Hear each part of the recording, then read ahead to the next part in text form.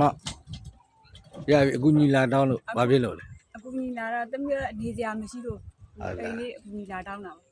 ဟုတ် ခလေး3ယောက်နဲ့လှုပ်စားခလေး3ယောက်နဲ့အခုလှုပ်စားတယ်ဘယ်လိုကောက်ပြီးတော့ဟာနေ ယောက်ျားမရှိ ယောက်ျားမရှိ ဩဒါအိမ်ပေါ့ဒါအိမ်ပေါ့ ဒါအိမ် အိမ်ကတော့ကြမိုးတွေလေဒါကလေးပေါ့နော် မိုးရကတော့မိုးရတော့မှတာပြီးငုတ်တို့ထိုင်းနေရ ဟုတ်လား မိုးရီဆို ဟုတ် ဒါတာကြီးကောက် ဟုတ်ကဲ့နော်ဟိုလှူရှင်ရရှိပြီးသားပါနော် ဟုတ်ကဲ့ လူရှင်ရရှိပြီးသားဟိုလုပ်ပေးပါမယ်နော် ဟုတ်ကဲ့ နောက်ထပ်ဟိုလူမဲ့တမ်းမဲ့လူရှိရင်လည်း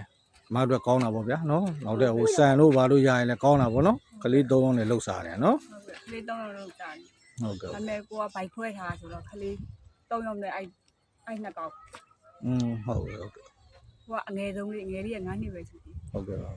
အချိန်မပြေပါဘူးဒီမှာဒီလိုမိုးတွေပါကြီးပါကြတယ်နော်အပေါ်တွေအမိုးတွေ မပြေဘူးမိုးရက်ကတော့မိုးရတာအဲ့မှာမိုးရတော့မှတက်လာလို့ ဟုတ်လား အစင်မပြေ ဟုတ် ဘူး ပါ တိတ် ပြီ ကြီးရ ဟုတ်ပါပြီအရှင်ပြေသွားမှာနော်မနော်ဟုတ်ကဲ့